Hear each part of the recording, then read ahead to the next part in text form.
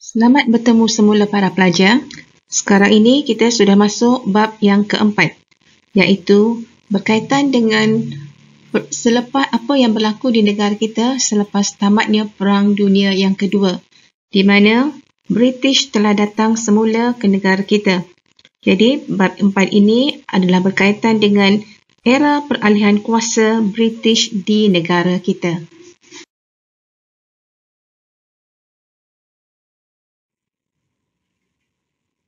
Di bawah tajuk 10, perjuangan rakyat ke arah kemerdekaan tanah air, kita akan melihat standard kandungan 10.3, iaitu era peralihan kuasa British di negara kita. Di bawah standard pembelajaran, murid boleh memperlihalkan pentadbiran tentera British di negara kita, menjelaskan gagasan Malayan Union. Yang ketiga, menghuraikan reaksi penduduk tempatan terhadap Malayan Union. Yang keempat, memerihalkan penyerahan Sarawak oleh Brooke kepada British. Yang kelima, menghuraikan penentangan penduduk tempatan terhadap penyerahan Sarawak. Yang keenam, menerangkan penyerahan Sabah oleh Syarikat Borneo Utara British kepada British. Dan yang ketujuh, menganalisis reaksi penduduk tempatan terhadap penyerahan Sabah. Dan di bawah standard prestasi, pelajar akan dinilai melalui tahap penguasaan pelajar terhadap bab ini.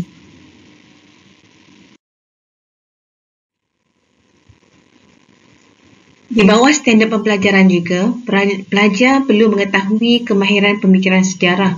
Contohnya, di bawah K10 3.8, pelajar dapat menerangkan kepentingan mempertahankan maruah bangsa. K10.3.9, pelajar juga boleh menjelaskan kepentingan berwaspada dalam membuat sebarang tindakan. Manakala K10.3.10, pelajar dapat menjelaskan kepentingan sikap berani menyuarakan pandangan dengan beretika. Manakala K10.3.11 pula, pelajar boleh menghuraikan kepentingan menghargai kepimpinan tokoh terdahulu dalam membina negara.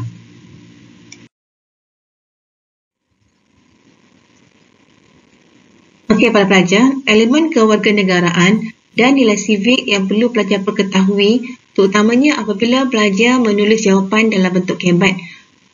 Antara nilai-nilai adalah seperti kepentingan mempertahankan maruah bangsa. Yang kedua, kepentingan berwaspada dalam membuat sebarang tindakan. Kepentingan sikap berani menyuarakan pandangan dengan beretika. Dan yang keempat, kepentingan menghargai kepimpinan tokoh terdahulu dalam membina negara. Okey, sementara kemahiran pemikiran sejarah pula, dalam bab ini pelajar memahami kronologi bagaimana berlakunya peralihan kuasa British di negara kita. Pelajar juga dapat meneroka bukti berkaitan dengan perlembagaan Malayan Union. Pelajar juga boleh membuat interpretasi sebab-sebab mengapa berlakunya penentangan penduduk tempatan terhadap British, dan pelajar juga boleh membuat imajinasi cara penduduk tempatan menentang Malayan Union dan gerakan anti penyerahan Sarawak. Baik para pelajar, kita lihat semula jejak pembelajaran sejarah KSSM tingkatan 4 yang bermula pada tahun 2020. Okey, kita sudah pun membincangkan bab 1 iaitu warisan negara bangsa. Dan pelajar juga telah mengetahui dalam bab 2 berkaitan dengan kebangkitan nasionalisme. Dalam bab yang ketiga pula, kita telah membincangkan bagaimana kedudukan negara kita semasa pendudukan Jepun. Dan sekarang kita akan masuk kepada bab yang keempat, iaitu membincangkan bagaimana British kembali ke negara kita selepas tamatnya Perang Dunia yang Kedua. Dalam bab 4.0, iaitu era peralihan kuasa British di negara kita, kita akan membincangkan apakah yang akan berlaku kepada negara kita selepas tamatnya Perang Dunia yang Kedua. Okey, kepada pelajar, selepas kekalahan Jepun dalam Perang Dunia yang Kedua, British telah kembali ke negara kita dan menubuhkan pentadbiran tentera British yang dikenali juga dengan nama BMA, British Military Administration. Kemudian selepas pentadbiran tentera British ingin menubuhkan gagasan Malayan Union, dan kita akan membincangkan bagaimana pembentukan Malayan Union ini ditentang oleh penduduk tempatan. Kemudian kita bincangkan pula mengenai Sarawak, ya, bagaimana Sarawak yang pada masa itu di bawah pemerintahan keluarga Brooke ingin diserahkan kepada British, dan kita juga akan mengkaji bagaimana reaksi penduduk Sarawak terhadap penyerahan Sarawak kepada British. Dan akhirnya dalam bab ini kita juga akan membincangkan mengenai Sabah, ya, yang ingin diserahkan kepada British oleh SBUB, dan kita juga akan melihat bagaimana reaksi penduduk Sabah terhadap penyerahan Sabah itu. Melalui rajah ini, kita akan dapat melihat kronologi dasar British di negara kita. Ia bermula pada 12 September 1945 apabila pentadbiran tentera British dilaksanakan di Tanah Melayu. Pada September 1945, pentadbiran tentera British juga dilaksanakan di Sarawak dan Sabah. Pada bulan April 1946, gagasan Malayan Union ingin diperkenalkan bagi menggantikan pentadbiran tentera British. Pada Julai 1946, Sarawak dan Sabah diserah oleh Raja Brooke dan SBUB kepada British. Okey para pelajar, kita mulakan dengan subtopik 4.1 iaitu pentadbiran tentera British. Jadi pentadbiran tentera British ini adalah satu bentuk pemerintahan tentera di bawah arahan Lord Mountbatten, iaitu seorang pemerintah tertinggi tentera bersekutu di Asia Tenggara. Jadi BMA bermula pada 12 September 1945 dan tugas utamanya adalah untuk mengembalikan kestabilan dan memulihkan kepercayaan rakyat. Jadi bagaimana untuk mengembalikan kestabilan ini? BMA cuba memulihkan kestabilan dan keamanan dengan membantras jenayah, keganasan, kongsi gelap dan ketegangan kaum yang berlaku selama 14 hari ya, semasa negara kita berada di bawah penguasaan Bintang 3 atau MPAJA. Jadi apa yang dilakukan oleh BMA ialah membubarkan MPAJA pada 1 Disember 1912 tahun 1945, dan BMA juga mengarahkan supaya semua senjata yang diberikan kepada mereka semasa pendudukan Jepun dikembalikan semula. Dan yang kedua ialah memulihkan kepercayaan rakyat. Jadi rakyat ingin, British ingin rakyat Tanah Melayu menyokong kepulangan semula British di negara ini. Jadi bagaimana caranya?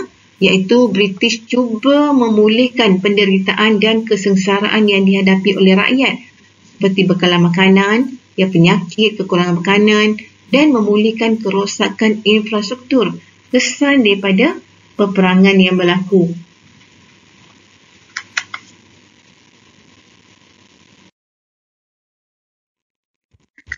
Jadual 4.1 ini menunjukkan peningkatan harga barang yang berlaku dari bulan Disember 1941 hingga bulan Ogos 1945. Okey para pelajar, anda boleh lihat di sini apabila berlakunya inflasi pada masa ini. Okey, apa itu inflasi? Inflasi ini berlaku apabila permintaan terhadap barang meningkat, sedangkan penawaran ataupun barang-barang yang ada di pasaran adalah sangat sedikit. Ini menyebabkan harga barang itu meningkat. Dan dalam masa yang sama, untuk mendapatkan barangan tersebut, maka berlakulah pasaran gelap. Okey, jadi di sini anda boleh lihat perbandingan harga antara sebelum perang dan juga selepas ataupun semasa perang itu berlaku. Di mana semasa pendudukan Jepun, kita menggunakan mata wang Jepun, iaitu mata wang pokok pisang. Dan jangan lupa, mata wang Jepun ini telah dicetak dengan banyaknya hingga menyebabkan nilai mata wang tersebut jatuh. Dalam tempoh pemerintahan Jepun para pelajar, rakyat hidup dalam penuh kesengsaraan. Ya, anda bayangkanlah di mana pada masa itu bekalan makanan sangat sukar. Apatah lagi, Jepun tidak boleh menjalankan kegiatan ekspor ataupun membeli barangan dari luar kerana sekatan ekonomi yang dikenakan oleh kuasa barat. Dan ini menyebabkan kita terpaksa mencari pilihan alternatif untuk mendapatkan bekalan makanan. Jadi tidak hairanlah ya kita lihat pada zaman dahulu ya orang-orang tua kita pada zaman dahulu menanam ubi, ya memakan makanan yang boleh dijadikan sebagai alternatif kepada makanan ruji. Kemudian ubatan sangat sukar ya didapati kerana ubat-ubat yang ada hanya digunakan untuk merawat tentera-tentera Jepun yang cedera ataupun yang luka. Harga barangan yang tinggi kerana inflasi yang berlaku, wabak penyakit merebak kerana ubat yang sukar, dan kemudahan hospital yang terhad. Dan antara penyakit itu adalah penyakit kekurangan zat makanan. Di antaranya ialah penyakit beri-beri. Kemudian tiada wang untuk membeli makanan kerana harga barang yang mahal. Dan berlakunya kegiatan menyorok barangan kerana barang yang ada di pasar adalah terhad. Jadi untuk mendapatkan harga barang itu melalui pasaran gelap. Melalui pasaran gelap sudah tentulah harganya sangat mahal. Maka berlaku juga amalan rasuah dan juga kes peras ugut.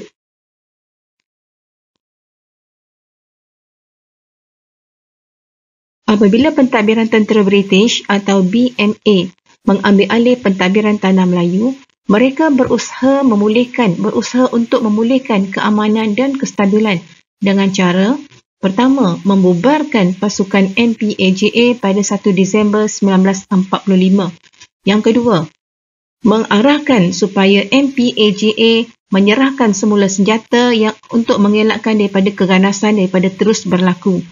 Namun MPAJA bertindak untuk tidak menyerahkan senjata, malah menggunakan senjata tersebut untuk melawan semula British.